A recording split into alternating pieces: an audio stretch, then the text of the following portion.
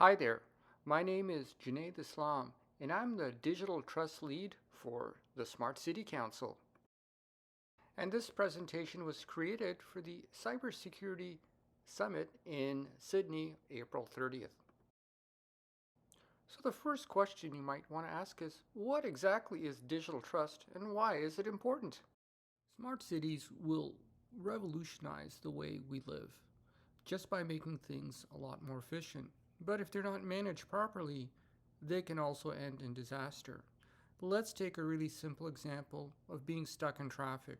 It's something that a billion people face every day with a billion cars. At some point, you're at an intersection, you've got a red light, and then the other intersection is wide open. There's no other cars, but they have the green. Wouldn't it be great if a smart system, a smart transportation system, just recognized that you were the only person in the intersection, made your light green, and you could drive through? Everybody benefits. You get to your destination quicker, there's less traffic, and a less waste of energy. But here's the fundamental problem. The cameras at the intersection know who you are, and they know who's at the other intersections or not. More importantly, a smart transportation system knows where all the people are, where they're coming, and where they're going. So the question becomes, is such a system worth the issues around privacy or not? Uh, will technology serve us or really spy on us? And that is the heart of digital trust and why digital trust is critical to smart cities. Digital trust at the highest level is, as citizens, do we have trust that the system is operating as specified, that it's managing resources, that your personal data, in this case your pattern of life, driving to work and meeting your friends, is fully secure or not? And that's what we're going to really explore in the next few minutes. So let's actually get into the term digital trust, and we're going to break it down into three components, which we at the Smart Cities Council believe is critical for every smart city to have. And the first one is going to be, we want privacy by default. And let me explain what that means. So one of the most unfortunate things we've all gone through now as citizens of a connected world is your data on the black market just because you used a shopping site and someone was able to get your credit card and your home address and then they sold it, and now you've got to change your card number. Or you went to a site and you thought it was private, but in fact it was public. So one of the challenges we have with online shopping, being on the internet, just surfing the web, is these systems are always collecting our data without our approval and basically selling it. In fact, just by us going to that site, we are, approving, we're giving consent. We don't have an option not to give consent. This is a real problem.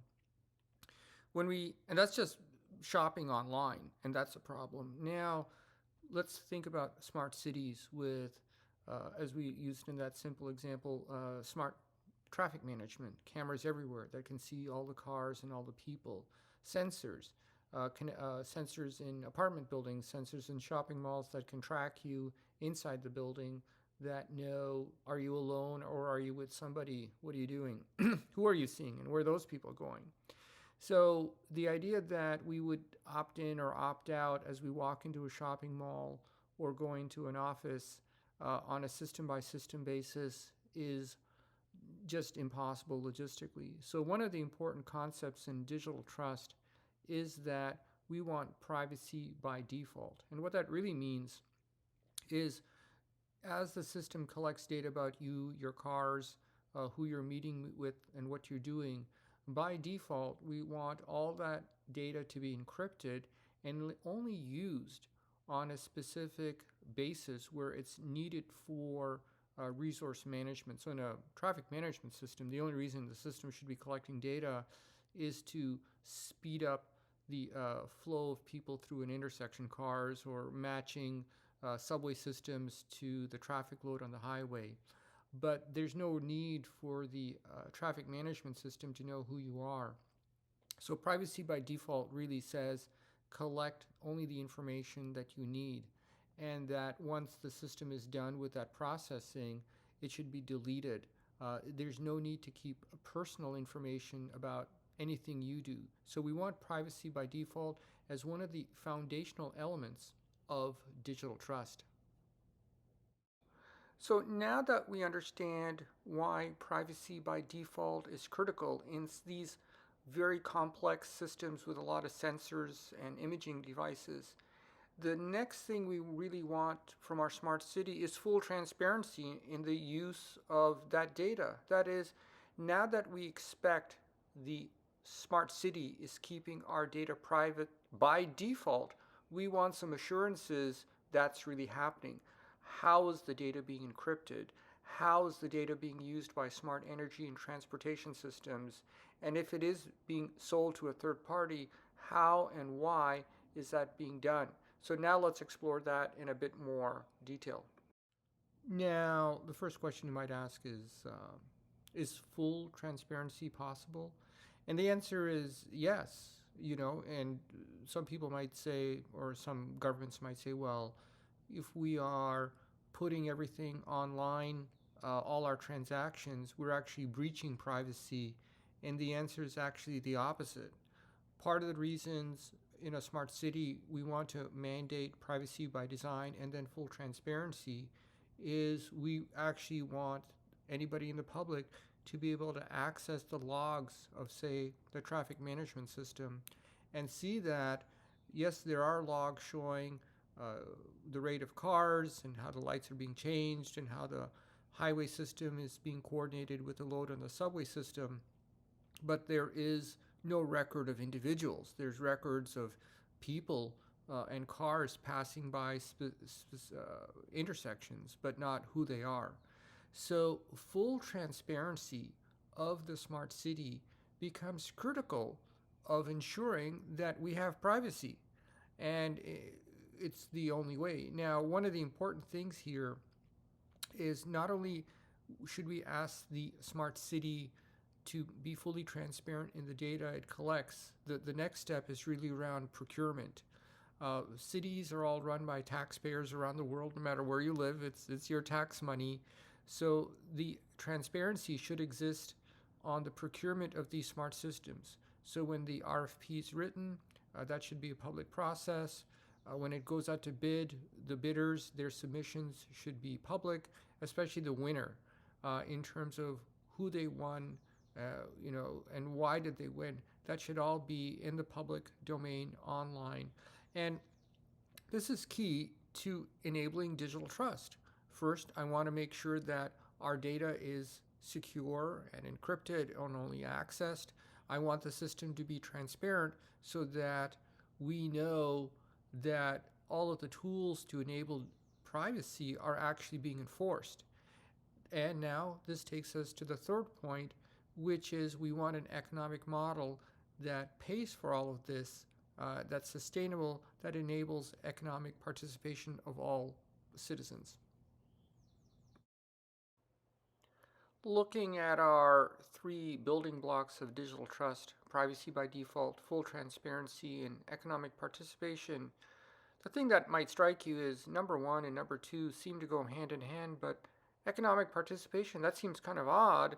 I mean, first you're trying to keep your data private and you want to know it's really kept private by transparency, and now you want to sell it. Well, giving your data some value, financial value, is critical because these systems need to somehow pay for themselves. There's certainly people that want to buy data.